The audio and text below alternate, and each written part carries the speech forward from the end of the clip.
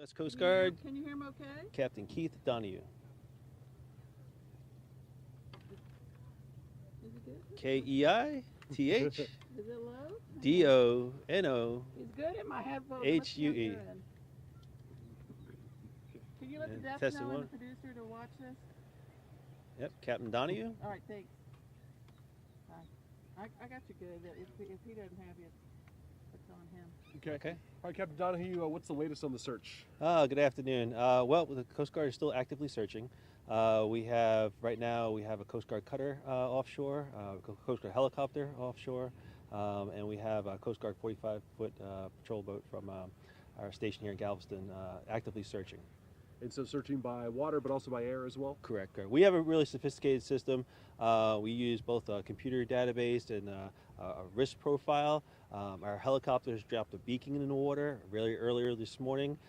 We correlate those with the search patterns to try to maximize the search area that we're looking at to try to identify and locate the person that we're missing. And what is the general area that you all are looking at right now? So about just after 1 o'clock this morning, the Houston pilots on the way going offshore, they heard calling and they ended up locating 2 individuals in the water on the south jetty off of Galveston here. And they were able to locate 2 individuals and bring them on board. The 3rd individual is who we're looking for right now. And what were those 3 doing out on the water at that hour? So they were fishing. They left, this is a very popular fishing spot, and they were going offshore to fish the jetties. Okay. Were they working on behalf of a company, or were they just out? No, they're recreational fishing. Recreational fishing, okay. Yeah. And 2 of them were rescued. Correct. Brought to the hospital. How are they doing right now? They're doing well. We just checked with the family members that they're shaken up. They were in the water for a while, understandably they went through a lot.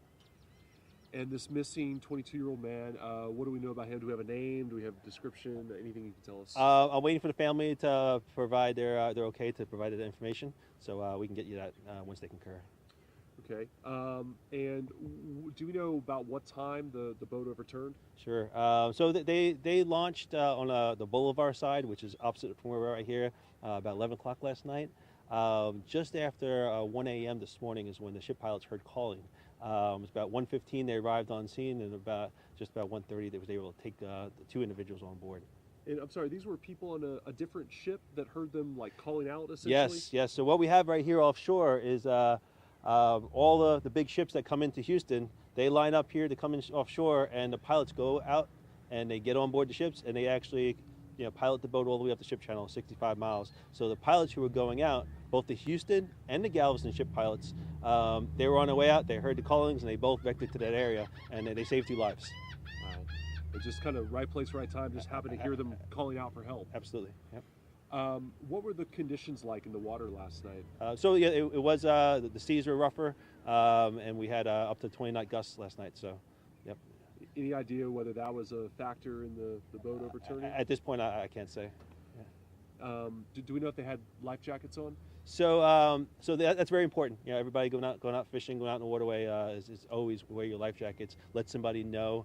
In this case, they did let somebody know. Uncle of the individuals, he was going to go pick them up, and he also started calling us when they didn't show up. We do know there were some life jackets on board, so that's important. I guess just now, I mean, it's been over, gosh, we're approaching, I think, 14 hours roughly now. I mean, with this much time that's passed, how does that change your search efforts? No. And is it still a rescue operation, or is it more of a recovery operation? No, good question. Coast Guard, we do rescue operations, search and rescue. So as long as there's a probability, a chance of a success in rescuing a live person, we're out here searching. And based upon our models, with the water temperature, the air temperature, with the factors that we know about the individuals, and with the location that we're searching and the assets, we make that determination. So right now we're out here searching, and we plan to continue out here through the night.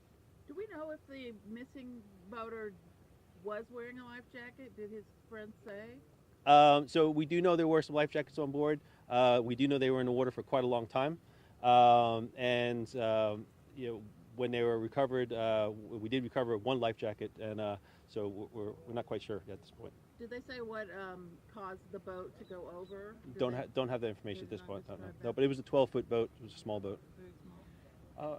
How is the weather today and the water conditions impacting the rescue operations? Yeah. No, we have pretty good search conditions right now.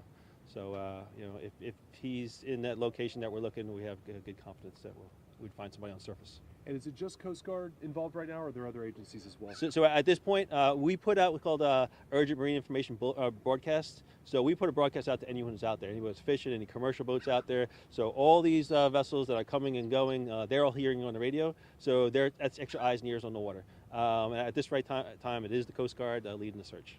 And about how many people are involved in that search effort? So we can get the exact numbers. We have the crew of the Alligator, about a dozen folks. We have the crew of the aircraft, 3-4 folks, and then we have the crew of the boat crew, about another four folks. So, yep. Okay, And then we have a whole command center, and we have layers at the command center. We have a whole watch at the command center who look at all these vectors, look at all this information, and then we have layers at the command center. I'm a search and rescue mission coordinator, so I'm like a step up from the command center, and we help guide the command center. Is the family in this area? Are they from this area? Is he from this area? So the family is from Houston. The individual is down here in the hospital, so they're local in the area. In the hospital? You said the individual's in the hospital. So the two individuals that were rescued. Oh, sorry. Oh, okay. Were they related to the family in the boat? So we have two family members and a friend that were on the boats. Okay, so the two family members are at the hospital. Yes, one family member and one friend. Okay. So There's a family member missing. Yep. Yep. But the family of the missing person is also from there. So the missing person and the one individual that was rescued, their family is together here in the hospital. Okay. Yep. And I was getting a phone call. That's probably from the family to see if they can release something. Okay. Does the family want to speak or release a photo? Or I have to check my phone. She was calling right now. Okay, thank Yeah. you. We're not calling. Yeah. I can, and I'm happy to give anything else. Thank you have, you, yeah. Captain. Captain, thank you. Appreciate it. You want to see if we got Yeah. I mean, if they're willing to talk or share something, absolutely. I know the mother was not interested in talking, but I asked if she wanted to raise photos or a picture. Thank you so much. Oh, Appreciate all your help today. Yep. Thank you. Forgive me. I gave your. I can't remember. I'm gonna give him the Okay, Darlene. great. And then his name, do you want to list his name? That's mine. Thank you. Nice to meet you, Darlene. Here, I'm going to talk to you, Me too. Mr. Rivera. Want to get the full name, and she has a picture for this too as well. Okay. We can get the